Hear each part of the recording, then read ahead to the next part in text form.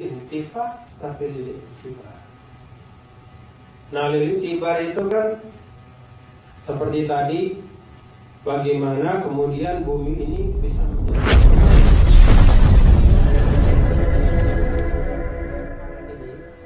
kita bisa membangun satu konsep interaksi yang menjaga kehormatan seluruh makhluk-makhluk Allah.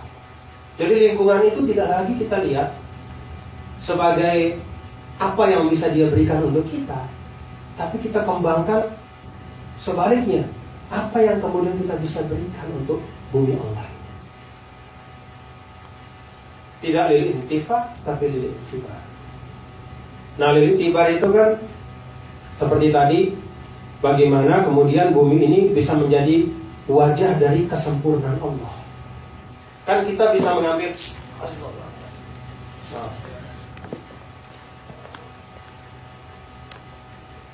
dibawa aja nggak apa-apa.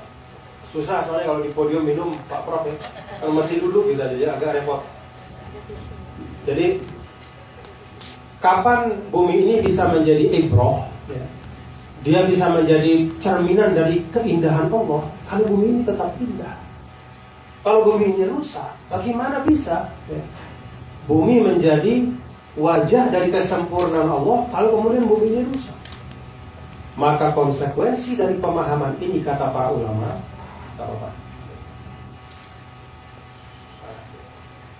konsekuensi dari pemahaman ini, kata para ulama, bahwa bumi ini harus dirawat dan dijaga.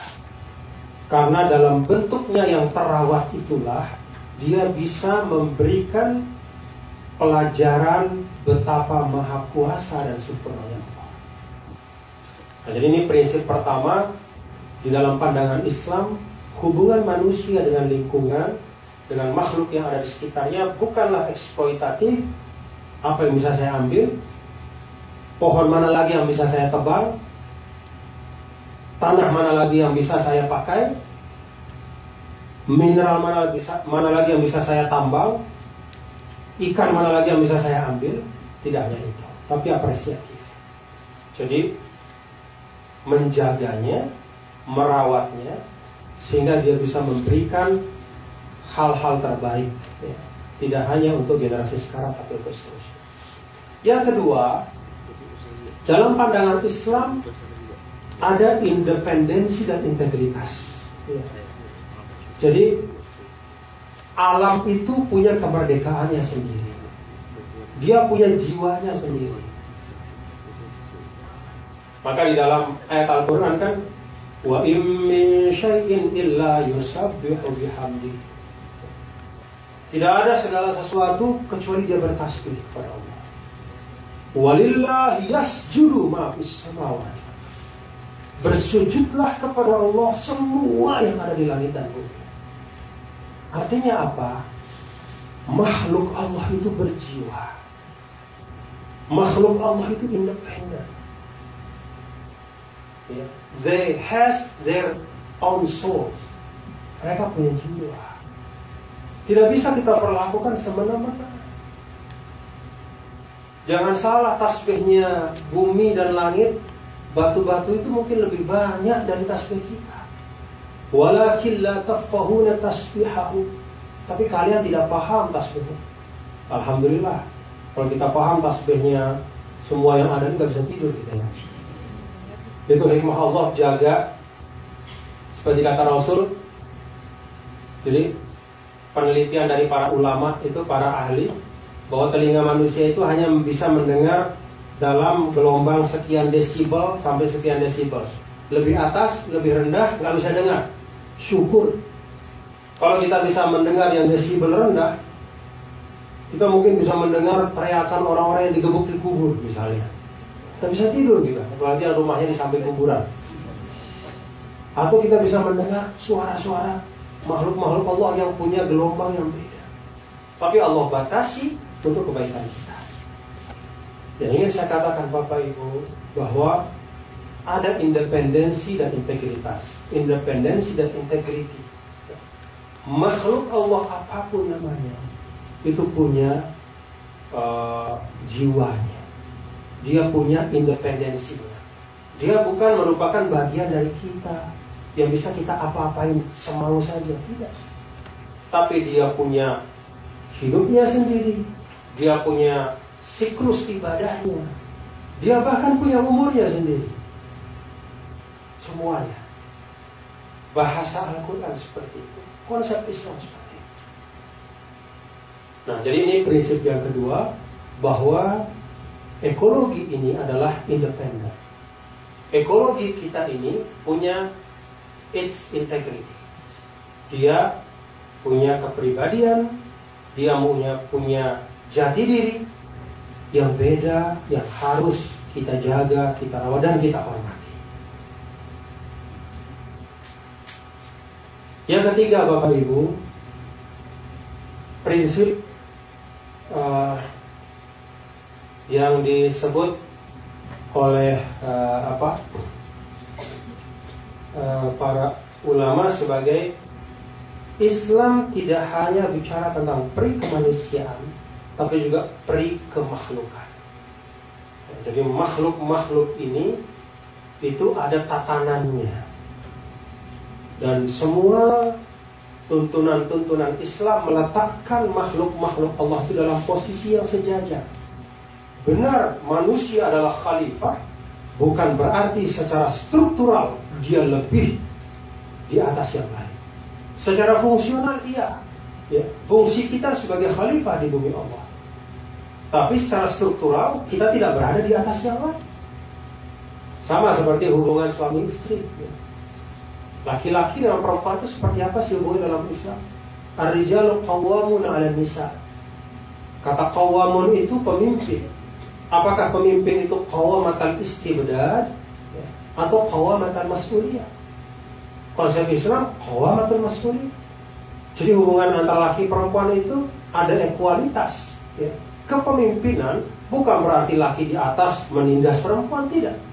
Tapi kepemimpinan dalam arti fungsional. Fungsi suami adalah sebagai pemimpin dalam keluarga. Jadi seperti itu Islam melihat, ya, hubungan-hubungan yang ada. Jadi lebih diletakkan dalam fungsi-fungsi, tidak diletakkan dalam siapa berkuasa di atas siapa, tidak. Atau siapa berkuasa di atas apa, tidak. Tapi dalam fungsi yang saling melengkapi. Nah, itu yang ketiga.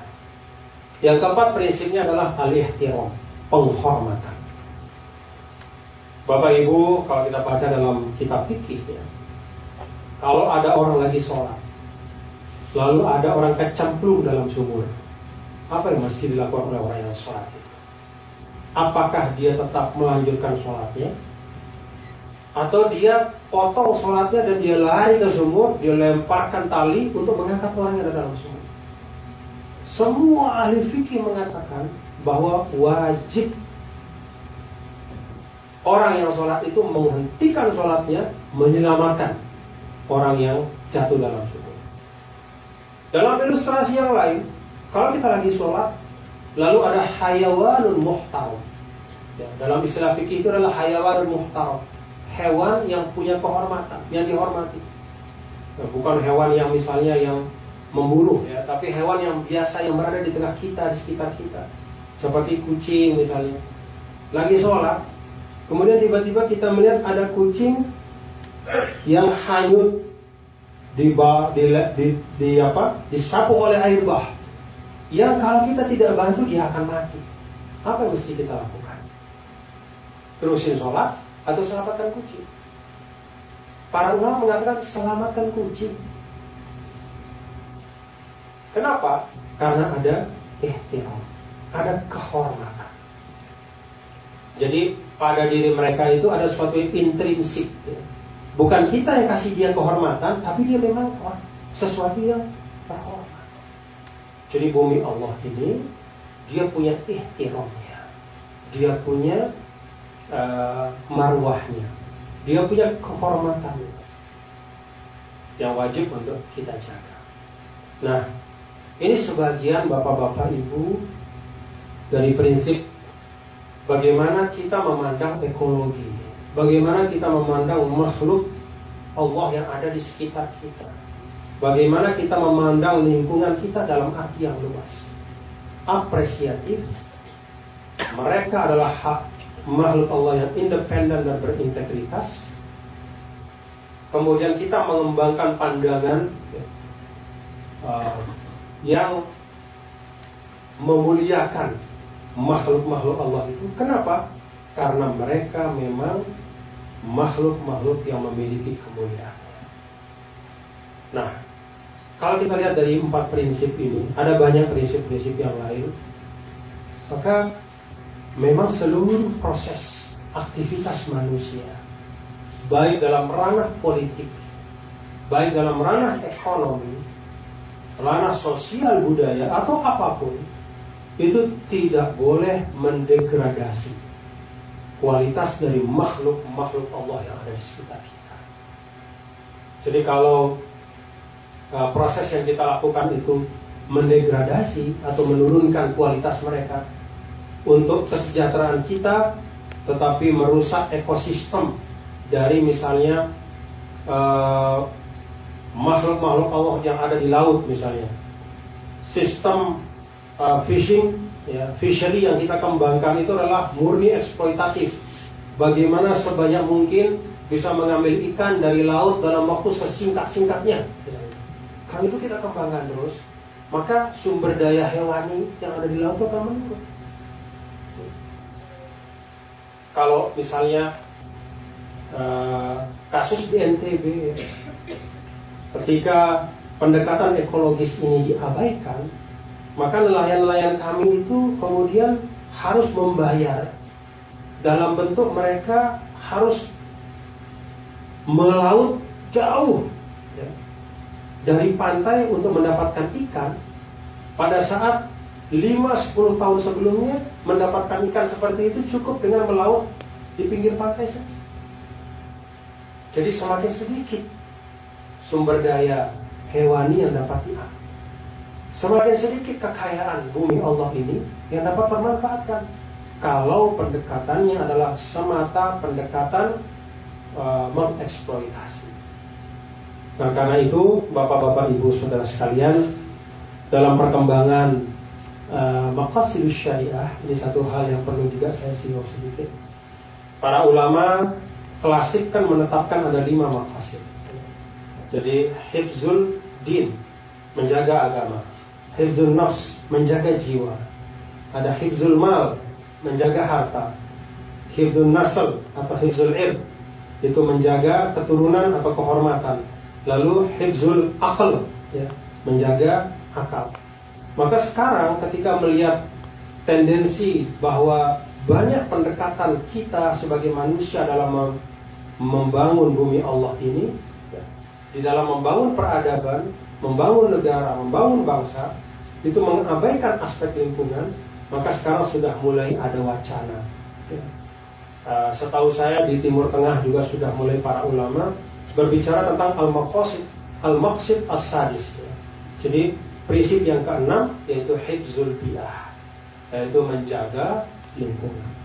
Dan ini juga bagian dari menghidupkan tuntunan Islam bahwa concern kita dan tugas kita bersama-sama adalah bagaimana mengkonsep pendekatan pembangunan, mengkonsep kebijakan-kebijakan politik yang memastikan agar aspek ekologi itu dapat menjadi pertimbangan utama dan bisa memastikan agar semua proses politik dan ekonomi itu tidak menghilangkan sustainabilitas dari daya dukung lingkungan. Sekali lagi, dalam konsep Islam, bumi yang ada sekarang, yang ada di sekitar kita ini, bukanlah warisan yang kita terima dari bapak ibu kita, tapi amanah dari generasi yang akan datang yang ada di pundak kita. Konsep amanah secara sederhana, Anda menerimanya dengan baik dan menyerahkannya dalam bentuk paling tidak sama seperti ketika Anda menerimanya. Kalau Anda dapat titipan dari seseorang, Bapak Ibu, dititipin misalnya beras 1 karung, dia amanahkan, Pak, nih saya titipin beras 1 karung 100 kilo. 6 bulan lagi dia datang, Kita serahin amanah, isinya apa? 50 kilo. Yang kasih amanah marah gak sama kita? Pasti marah. Jadi konsep amanah itu sesederhana Anda menerima sesuatu dengan baik, keep, ya, protect, preserve. Ya. Kalaupun Anda you have to utilize, Anda akan memanfaatkannya, pastikan bahwa utilization itu, penggunaan itu tidak mengurangi kualitasnya, tidak mengurangi kuantitas dan kualitasnya. Boleh kita menggunakan semua sumber daya, pastikan generasi setelah kita menerima bumi Allah ini dalam bentuk yang sebaik atau bahkan lebih baik dari kita menerima dari generasi sebelumnya. Terima kasih, ini dapat saya sampaikan. Mudah-mudahan ada manfaatnya. Assalamualaikum warahmatullahi wabarakatuh. Mohon maaf atas kekurangan dan kehilafannya. Terima kasih kepada Tuan Guru Bajang Dr. Muhammad Zainul Majdi atas kuliah yang telah pun disampaikan oleh beliau. Luar biasa. Saya lihat luar biasa. Saya tak sempat nak salin semuanya. Nasib baik saya rakam. Maksudnya banyak yang ilmu yang disampaikan. Saya rasa dengan ilmu yang banyak disampaikan tersebut, mungkin ada dalam kalangan audiens yang masih lagi rasa keliru ataupun mungkin ada pertanyaan-pertanyaan lanjut berkaitan dengan apa yang telah pun disampaikan. Maka saya memohon kepada para hadirin-hadirat sekalian boleh bangun dan bertanya soalan-soalan yang ingin ditanyakan, yang ingin dikemukakan. Silakan. Ada mic boleh. Assalamualaikum. Waalaikumsalam warahmatullahi wabarakatuh. Saya sangat tertarik. Ini pertama kali saya tertarik dengan salah satu carahan. Okey. Saya nak tanya doktor, yang limit of growth tu, doktor setuju tak? Apa itu? Limit of growth. Oh, the limit of growth. Doktor setuju tak dengan konsep tu? Mesti jawab sekarang. Sebab kurang daripada jawapan saya akan menurut saya itu lebih kepada moral call ya. Itu lebih kepada warning. Karena dalam konteks pertumbuhan sekarang, kalau zero growth itu diterapkan, itu kita menghadapi banyak masalah juga. Jadi menurut saya we need growth, tetapi responsible growth. Growth yang memperhatikan betul daya dukung lingkungan. Jadi doktor tak setuju lah. Tak setuju. Atau setuju sebagian saja. Okey. Sebab saya hanya menunggu kalau doktor kata tak setuju. Kalau doktor kata tak setuju, saya ada lagi susun soalan tu. Oh, saya tidak setuju. Okey, tak apa. Terima kasih. Satu lagi ialah kalau berdasarkan kepada tema ni, ekologi, ekonomi, di mana pendirian politik. Saya tertunggu-tunggu juga di mana letaknya politik sekarang ni.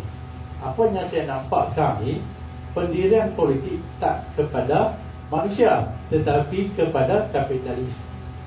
Iaitu segala projeknya akan menjurus kepada keuntungan sekelompok manusia tetapi tidak keseluruhan manusia. Jadi tapi tak apa, doktor datang secara umum tentang makasih syariah tentang tu, jadi saya dah faham. Cuma dia tak sama dengan keadaan semasa yang kita lihat tak menguntung banyak kepada rakyat biasa. Sekian, terima kasih. Terima kasih. Boleh saya tanya sedikit? Boleh. Begini Pak, Pak siapa? Nama Ridho. Pak Ridho. Jadi sebenarnya dalam Islam itu kan ada kata kunci yang Allah Subhanahu wa taala berikan dalam surah Ar-Rahman. Jadi sebelum Allah bicara tentang wal ardo wada'aha lil anam, itu di atasnya itu sebelumnya ada was samaa rafa'aha wa wada'al mizan. Allah Subhanahu wa taala angkat langit dan Allah berikan al-mizan. Al-mizan itu kata kunci menurut saya. Jadi di dalam kita berkehidupan ini kata al-mizan itu penting kita ini. Ma huwal mizan? Apakah arti mizan itu? Mizan itu keadilan. Keadilan, ya tentu kalau kita bicara legal formal itu bentuknya keadilan hukum misalnya. Tapi kalau kita bicara etika normatif, itu bisa kita maknakan keseimbangan. Jadi kalau kita hanya bicara etika hukum, bicara norma hukum legal formal, itu banyak hal yang tidak selesai. Karena tidak semua hal bisa didekati dengan pendekatan hukum.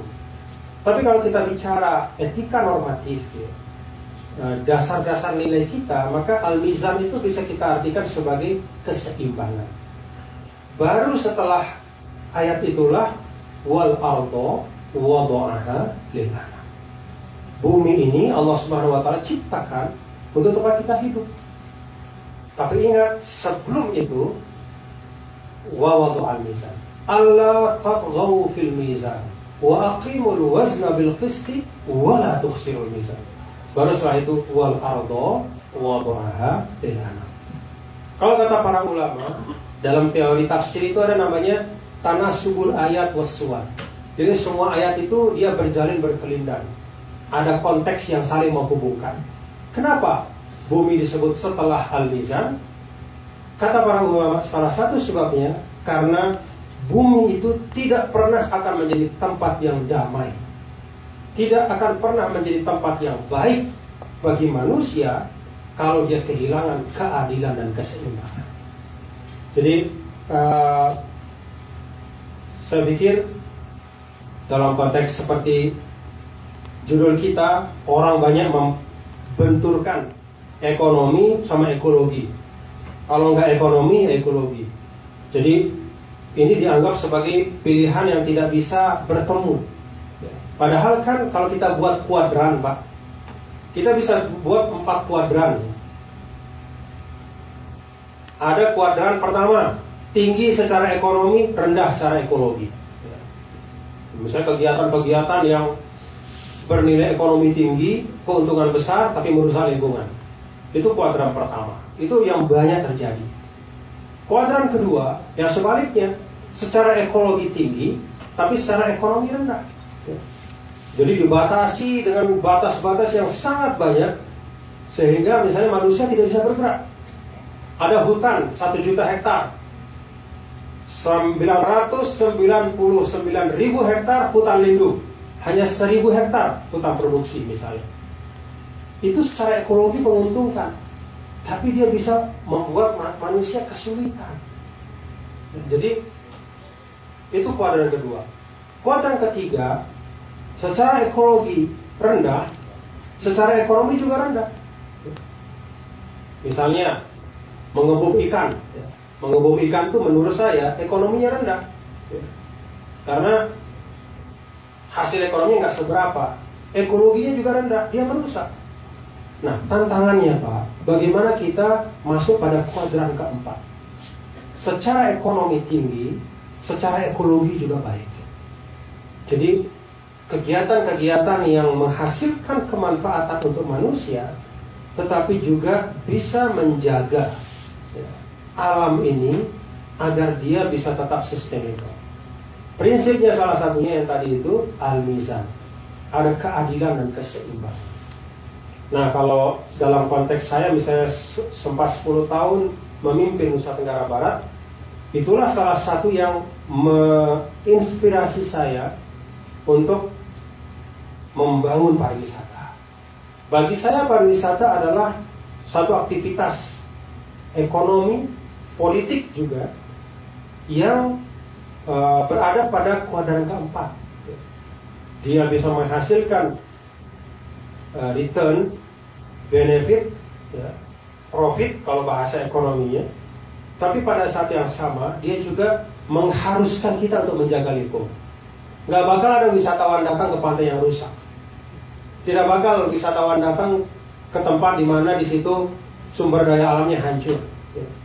Jadi itu salah satu sebab mengapa kemudian di NTB pada waktu saya memimpin itu menjadikan pariwisata sebagai salah satu sektor prioritas, karena memang dia berada pada kuadran keempat, kemanfaatan ekonominya tinggi dan kegunaan atau kemanfaatan ekologisnya itu juga baik.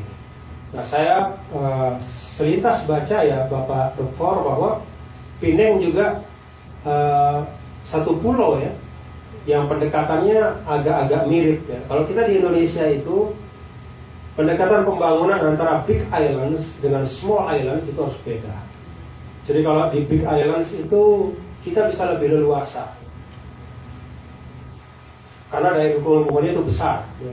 Misalnya satu pulau besar Kalimantan misalnya, atau Sumatera, itu daya dukung-dukung besar. Tapi kalau Lombok itu small island, full vulnerability ya. Jadi kerentanannya itu lebih tinggi.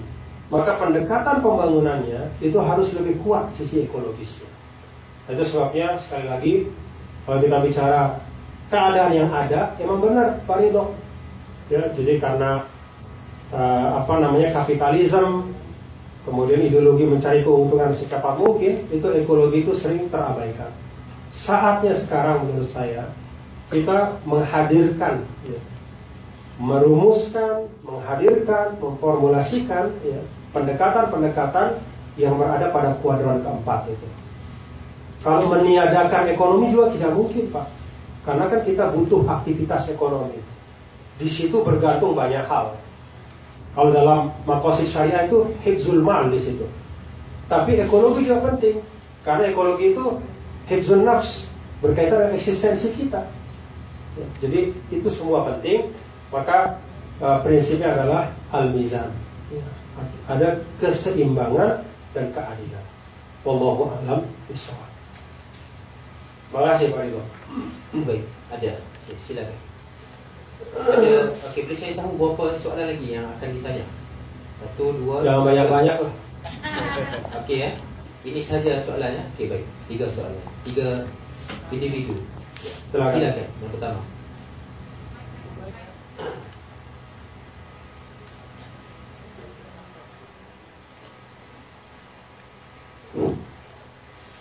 Baik. Bismillahirrahmanirrahim. Terima kasih atas kesempatannya. Perkenalkan, nama saya Fahmi dari Nusa Tenggara Barat, pelajar di USM. Terima kasih Bapak dan Guru telah memberikan banyak ilmu pada pagi hari ini. Saya ingin bertanya, tadi sudah dijelaskan tentang teori politik, yang mana dalam praktiknya politik ini serba instan, serba cepat, sehingga kadang-kadang dalam praktiknya kurang memperhatikan ekologi atau lingkungan. Nah, melihat di NTB ya, mungkin NTB sekarang memiliki sumber daya yang cukup, namun terjadi eksploitasi dalam bidang deforestasi ataupun pertambangan ya. Nah, ini kadang-kadang praktiknya tidak mencerminkan keberlanjutan lingkungan. Nah, saya ingin bertanya, bagaimana pandangan Tuan Guru, terutama kami mungkin nanti sebagai penerus yang kembali ke NTB untuk bisa berkontribusi dan melakukan praktik terutama dalam politik ini ataupun dalam ekologi, sehingga terjadi keseimbangan yang sudah disebutkan. Bagaimana? Terima kasih. Assalamualaikum warahmatullahi wabarakatuh. Terima kasih Pak Fahmi ya. Terima kasih Pak Fahmi. Jadi kalau nanya sama saya kan saya sudah bukan gubernur ya.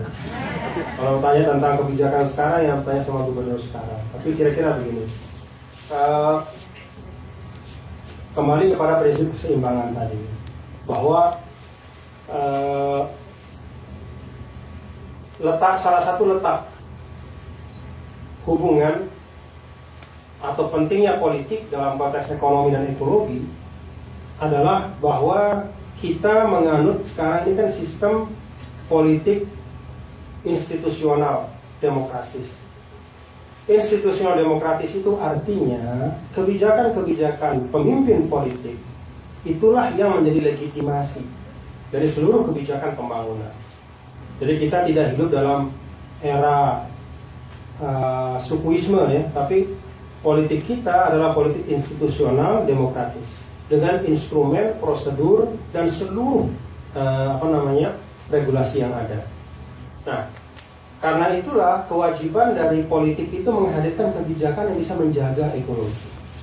Nah, kalau dalam masa pemerintahan saya dulu, yang pertama kita lakukan ketika memformat NTB apa yang harus dikerjakan 5 tahun ke depan, karena satu pemerintahan itu kan 5 tahun, adalah memastikan tata ruang. Maka NTB itu pada masa saya dulu adalah provinsi yang termasuk pertama di Indonesia yang punya peraturan daerah tata ruang. Tata ruang di Indonesia itu sifatnya hierarkis. Hierarkis artinya tata ruang provinsi harus mengacu kepada pusat. Tata ruang kabupaten kota harus mengacu kepada provinsi. Nah, kita buat spatial planning policy, kebijakan tata ruang yang mengunci sebenarnya, mengunci daerah-daerah yang tidak boleh dieksploitasi untuk sektor-sektor tertentu. Jadi ada yang kita kunci, kita proteksi. Nah, inilah yang kemudian menjadi panduan bagi kabupaten kota. Nah, kita tahu sistem otonomi daerah kita ya, ada provinsi, dalamnya ada kabupaten kota. Nah, eksekutor di tingkat kabupaten kota. Nah, kita yang mengawasi. Nah, inilah yang kemudian jadi payung hukum, ya, umbrella policy untuk kebijakan lingkungan kita. Nah, semua proses pembangunan itu mengacu ke sini. Itu yang kita lakukan pertama.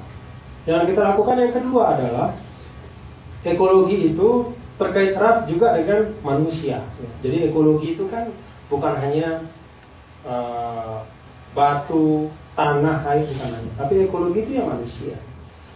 Dan ketika bicara tentang manusia, sebenarnya manusia itu punya tata nilai. Di NTB itu ada masyarakat-masyarakat adat yang sudah punya tata nilai. Nah, itu yang kita hidupkan. Kenapa?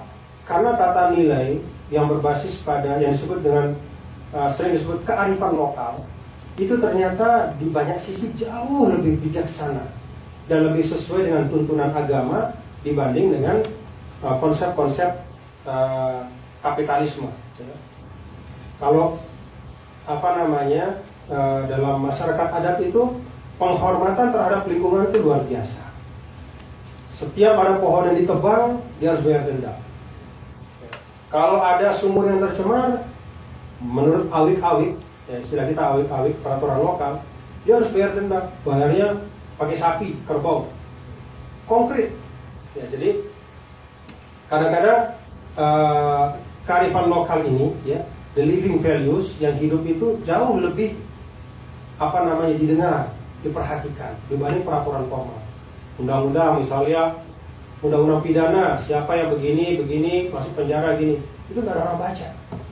Karena jauh, ada jarak. Tapi nilai yang hidup di tengah-tengah kita itu jauh lebih kita perhatikan. Nah, jadi langkah yang kedua, kita menghidupkan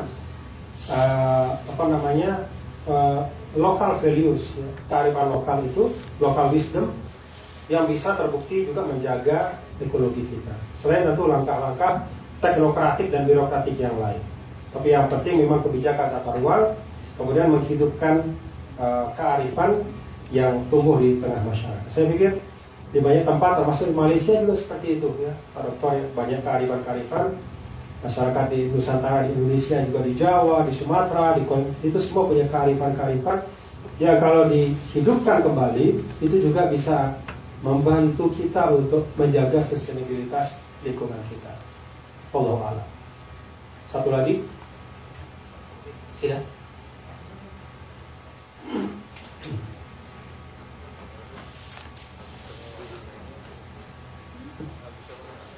Bismillahirrahmanirrahim. Assalamualaikum warahmatullahi wabarakatuh. Waalaikumsalam.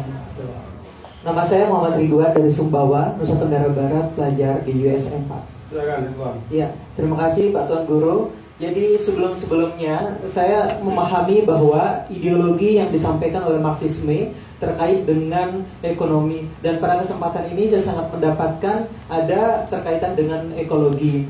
Saya ingin menyinggung secara global, Pak, bahwa ekonomi saya ingin mengaitkan ekonomi politik, bahwa ini selalu diajarkan di secara makro, bahwa ada beberapa teori ekonomi yang mengatakan bahwa sebenarnya seperti Bapak katakan tadi, ada kegaduhan, terjadinya tendensi, itu dapat bisa merubah perubahan ekonomi, Pak. Jadi dikaitkan bahwa semakin lama ini politik dengan ekonomi terjadi gap, Pak.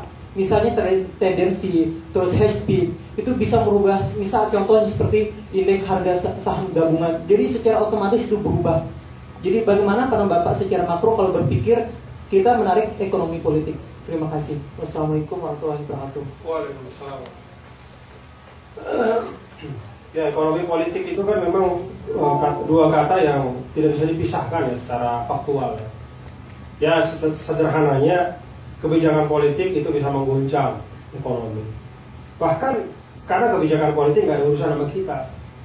Misalnya kalau The Fed di Amerika, Bank Sentral Amerika itu menurunkan suku bunga misalnya, tiba-tiba ekonomi Malaysia, Indonesia itu terpengaruh. Tiba-tiba bursa saham turun. Tiba-tiba misalnya kalau mencetak dolar baru Amerika misalnya, tiba-tiba terpengaruh ekonomi kita. Jadi memang antara politik policy ya, jadi kebijakan politik ya, dengan ekonomi itu pasti terkait. Nah, karena itu menurut saya ya penting bagi para politisi dan para pemangku kebijakan politik untuk memastikan bahwa semua kebijakannya itu menghadirkan kebaikan ya untuk masyarakat banyak, termasuk di situ sisi ekonominya. Saya melihat bahwa salah satu pendekatan yang terbaik adalah pendekatan Islam yang berbasis pada keadilan dan keseimbangan.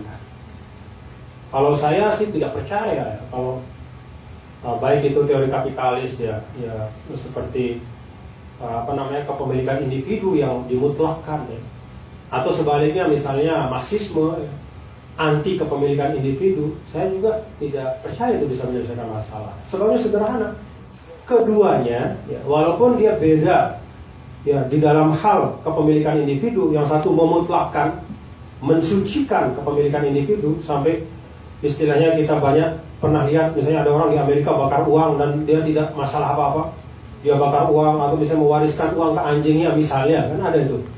Ya, wasiat orang wasiatkan uang untuk anjingnya. Bagi kita kan nggak masuk akal. Bagaimana mungkin sumber daya kok kayak begitu diarahkan atau uang dibakar misalnya? Tidak bermasalah karena itu kepemilikan individu. Nah, sisi lain ada yang menganggap bahwa kepemilikan individu itu tidak baik. Ya. Jadi yang adalah kepemilikan sosial, Marxisme. Beda dari sisi kepemilikan individu, tapi filsafatnya sama. Apa filsafatnya? Mereka hanya bicara dan menitik beratkan pada relasi antara modal dengan tenaga kerja dan meletakkan manusia sebagai mekanik, sebagai mesin di situ. Jadi mau pandangan terkait dengan kepemilikan individu beda, tapi cara berpikirnya sama. Jadi cara berpikirnya kebutuhan manusia harus dipenuhi, hanya relasi yang dibangun itu yang beda antara modal dengan tenaga kerja, dan direduksi semua aktivitas manusia itu pada di situ, akumulasi uang, akumulasi modal. Kalau dalam bahasa Islam itu ta'isa abdud dinar, celaka orang hamba uang. Ya, itu konsep Islam. Jadi menurut saya kalau kita bicara politik ekonomi, ya politik ekonomi Islam ya, yang berbasis pada hak individu dihormati, tapi ada batasan-batasan, ada etika-etika, ya.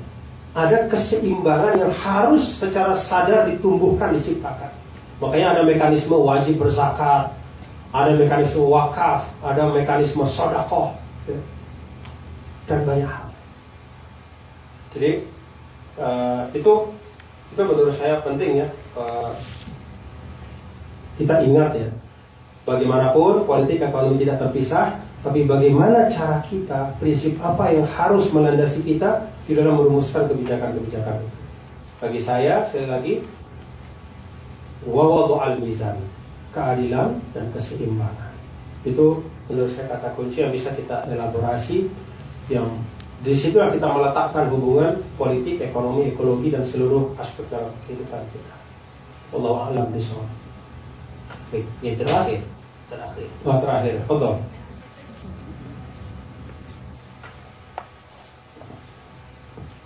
Assalamualaikum Tuan Guru. Waalaikumsalam warahmatullahi wabarakatuh. Saya Zikrullah, sebenarnya mau aktivis untuk isu-isu yang berkaitan dengan Pulau Pinang, dan juga sehari dua ini saya ada bergabung dengan kumpulan apa itu yang membantah reklamasi di Jakarta, dan juga bergabung dengan saya dengar ada reklamasi juga di sekitar Pulau Madura begitulah. Okey, di Bali. Okey. Soalan saya sebenarnya akan menyinggung sedikit tentang apa itu karya politik Tuan Guru ya. Okey,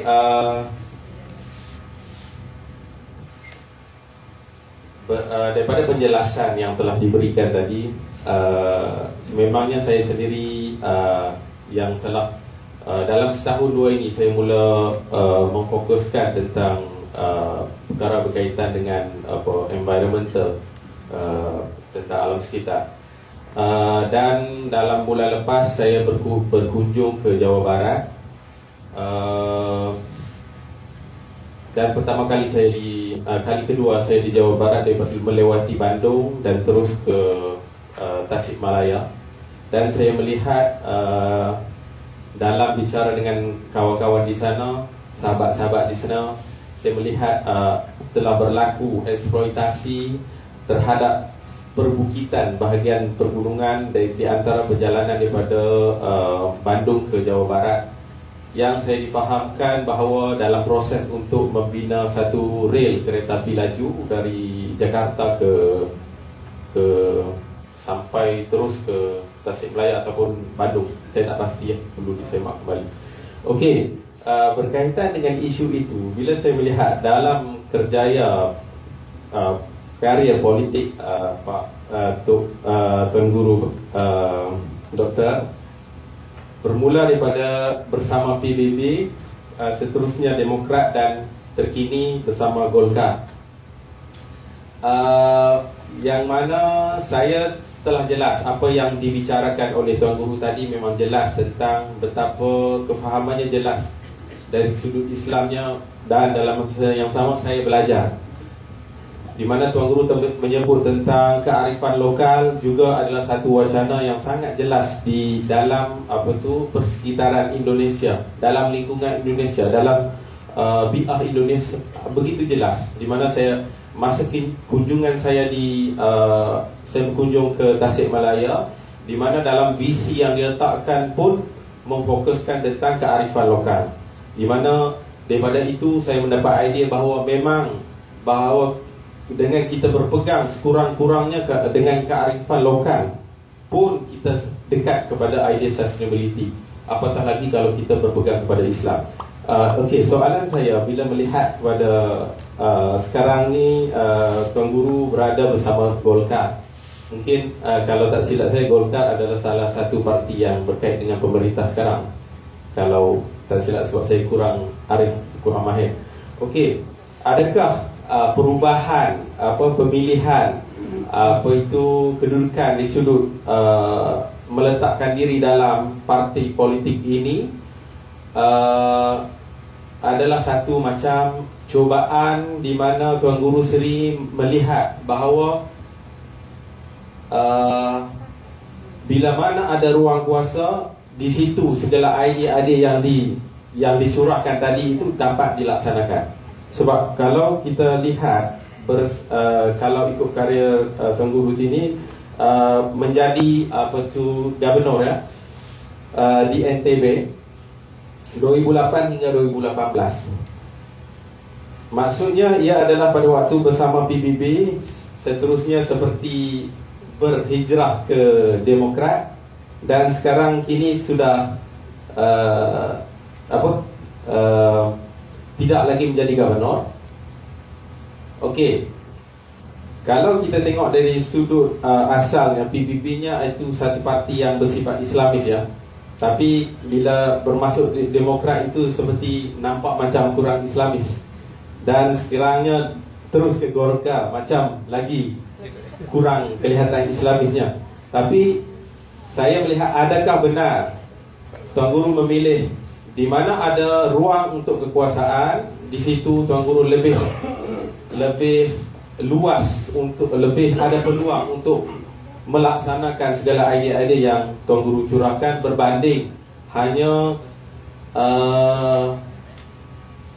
berada di satu tempat yang walaupun semangat prinsipnya itu kelihatan jelas, tapi punca kuasanya itu tak ada. Itu soalan saya lah. Okey, dan saya minta juga Tuan Guru juga menyentuh tentang isu-isu secara umum di Indonesia tentang berkaitan dengan reklamasi di Jakarta, yang mana saya difahamkan agak gawat berlaku reklamasi tersebut, dan sehingga sekarang pun difahamkan Jakarta selepas ini akan tenggelam. Melihat beberapa isu, satu isu hidrologi di mana kan kalau melihat realiti di Indonesia, banyak air-air diambil daripada bawah tanah, akhirnya menyebabkan ruang air itu tak ada dan akhirnya tanah itu mendap. Dan juga saya difahamkan ada isu di Kalimantan, begitu banyak eksploitasi arang batu yang menyebabkan menyebabkan banyak kawah-kawah itu lombong yang berlaku. Jadi itu sajalah soalan saya. Terima kasih. Terima kasih Pak Zikrullah. The question is the answer itself. Ya, jadi beliau ini bertanya, tapi dalam pertanyaannya itu beliau menjelaskan juga jawabannya. Jadi saya menambahkan sedikit saja. Begini, Pak Zikrullah, lanskap politik di Indonesia memang tidak sama dan sebangun dengan di Malaysia. Setiap negara itu punya eksperimennya sendiri, punya kesepakatan dan konsensusnya sendiri. Dan bagian dari lanskap Indonesia itu adalah semakin hilangnya batasan ideologis antar partai. Ini bisa dilihat dari banyak sisi ya. Salah satu diantaranya adalah dari kiprah para politisi dari banyak partai itu. Kalau Pak Zikrullah cermati, daerah-daerah yang mengeluarkan kebijakan-kebijakan Islami di Indonesia, itu justru daerah-daerah yang dipimpin oleh kader-kader dari partai yang bukan Islam, kader-kader dari bukan partai Islam gitu ya, sorry. Jadi kalau kita lihat ini menarik ya. Jadi banyak daerah di Indonesia yang mengeluarkan perda-perda yang terinspirasi dari ajaran Islam. Itu justru kepala daerah yang mengeluarkannya itu adalah kader dari PDIP misalnya, dari Golkar misalnya. Ya. Kalau di Indonesia itu ada partai PKS ya, itu bahkan jarang. Contoh sederhana, NTB itu adalah satu-satunya provinsi selain Aceh yang mengkonversi secara utuh bank daerahnya itu menjadi bank Islam, bank syariah. Jadi yang pertama itu Aceh, jadi bank daerah itu, bank provinsi Aceh itu BPD, Bank Pembangunan Daerah Aceh, itu sudah menjadi bank daerah Islami ya, syariah, bank syariah Aceh. Yang pertama Aceh, yang kedua NTB. Bedanya adalah kalau Aceh itu mereka mandatory, jadi ada Qanun Aceh yang mewajibkan bahwa bank itu harus konversi menjadi syariah. Tapi kalau NTB kita tidak mandatory, kita pilihan. Nah, ada beberapa provinsi itu kepala daerahnya dari partai Islami, ada PKS misalnya, tapi tidak ada yang berani mengkonversi bank daerahnya menjadi bank syariah. Ya, selain Aceh hanya NTB. Pada saat saya memimpin dan saya waktu itu adalah kader Partai Demokrat. Ya, jadi tidak ada korelasi antara kebijakan kebijakan yang katakanlah terinspirasi dari tuntunan Islam dengan latar belakang dari pemimpin, latar belakang partai dari pemimpin yang ada. Itu ada risetnya Pak Zikrullah. Jadi beberapa kabupaten, bupati dari PDIP, you know PDIP ya, a very strong nationalist party di Indonesia, tapi dia justru dia memformulasi peraturan-peraturan daerah yang sangat Islami misalnya. Jadi itulah lanskap politik Indonesia. Tidak bisa dilihat hanya dari latar belakang partai gitu. Tidak sesederhana itu. Nah, karena itu bagi saya dan bagi banyak pihak ya, sesungguhnya di Indonesia itu semua partai itu membuka ruang yang relatif sama terhadap kadernya untuk mengaktualisasikan nilai-nilai atau ide-ide keislaman. Bahkan PDIP itu punya Baitul Muslimin misalnya. Dan di Golkar tempat saya sekarang, hanya Golkar yang memiliki satu koordinator bidang yang namanya koordinator bidang kabupaten. Ya, jadi ketua umum, lalu ada koordinator bidang yang istilahnya wakil ketua umum. Itu ada namanya koordinator bidang keumatan. Kebetulan saya jadi koordinator bidangnya. Itu hanya di Golkar ada gitu. Di Partai Islam sendiri yang bicara tentang struktur keumatan itu saya rasa tidak ada ya, secara formal. Artinya apa? Di Indonesia itu lanskap politiknya relatif lebih cair, ya. Sekat-sekat ideologis itu tidak tercermin di dalam kebijakan-kebijakan afirmatif yang dikeluarkan oleh kepala daerah. Itu yang pertama. Yang kedua dan terakhir bahwa bagi saya sih berpolitik itu seperti saya sampaikan tadi bagian dari dakwah. Bagaimana kita menampakkan sebagaimana halnya dulu pada masa Rasulullah SAW ada banyak konsep kehidupan yang berkembang. Lalu beliau menghadirkan satu konsep yang kalau dalam suratul Baqarah 201, Rabbana atina fid dunya hasanah wa fil akhirati hasanah wa qina azabannar. Dalam surah Ar-Rahman itu wa wada'al mizan, prinsip keseimbangan dunia akhirat dan lahir batin. Nah demikian pun sekarang pada masa di mana dunia ini kan menghadirkan neither with us or against us, gitu kan? Sering begitu. Kalau enggak kutub kita berarti lawan kita. Seperti kita war on terrorism gitu ya. Jadi Islam tidak seperti itu. Islam tidak diametral. Islam itu adalah satu wadah yang demikian hebatnya dia, demikian sempurnanya dia, sehingga dia bisa menyerap semua kebaikan dari manapun. Nah, yang paling akhir tadi tentang isu lingkungan, saya pikir zikrullah lebih tahu dibanding saya lah. Masalah reklamasi dan yang lain-lain, saya tidak bisa menjelaskan secara lebih detail karena memang saya tidak punya bahan yang cukup untuk menjelaskan itu. Dan saya khawatir masuk nanti akan ada hal-hal yang mungkin keliru ditangkap. Ya. Kalau kata Imam Malik, bukan kata Imam Malik, tapi dari sebuah cerita, Imam Malik itu pernah ditanya 42 soal, dia hanya jawab 4, 38 tidak dijawab. Dijawabnya dengan wallahu a'lam. Jadi zikrullah juga saya jawab wallahu a'lam. Terima kasih. Assalamualaikum. Waalaikumsalam warahmatullahi wabarakatuh. Terima kasih kepada Tuan Guru Bajang Dr. Muhammad Zainul Majdi atas penyampaian dan jawapan yang telah pun diberikan oleh beliau. Jutaan terima kasih daripada pihak ISDEF dan juga ahli jawatan kuasa yang menganjurkan program pada hari ini. Jadi selepas ini kita ada penyampaian cenderahati.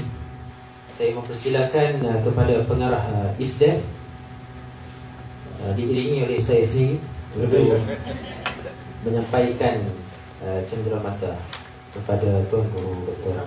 Cenderamata atau cenderahati? Saya pun confused.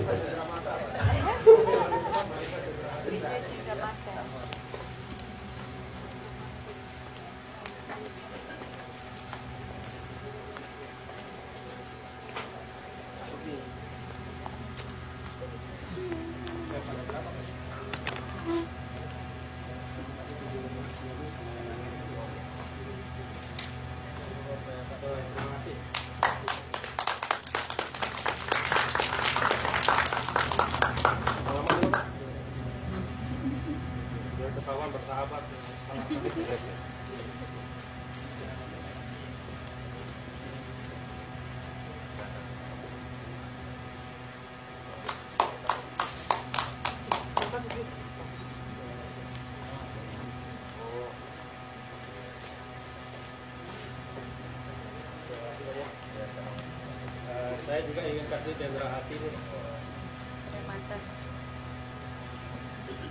Saya mau kasih pengantar dikit ya. Jadi ada cenderahati dari saya. Yang pertama judul bukunya itu TGBnomics gitu ya, ikhtiar ETB untuk Indonesia. Ini saya tulisan dari banyak ahli gitu terkait dengan beberapa hal yang kebetulan dimudahkan oleh Allah untuk saya lakukan di ETB. Mudah-mudahan bisa bermanfaat ya untuk teman-teman di ISDEF untuk memperkaya khazanah dari yang sudah ada. Lalu ada satu lagi, santri membangun negeri. Ini juga tulisan orang, ya bukan tulisan saya.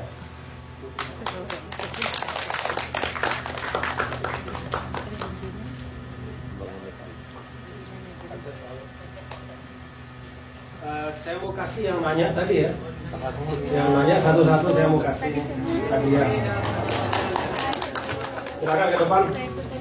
Ada Ridho, ada siapa tadi? Fahmi, ada Pak Zikrullah ya.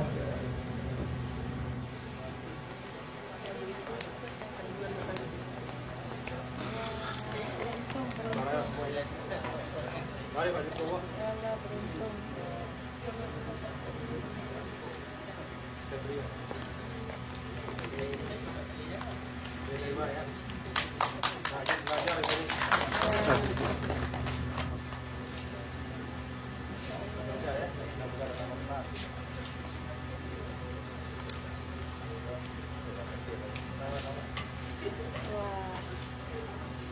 Ada satu lagi mungkin.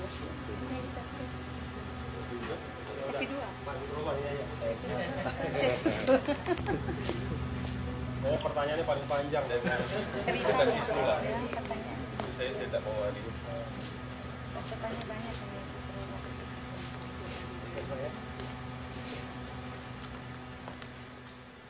Ya, baik, terima kasih kepada semua.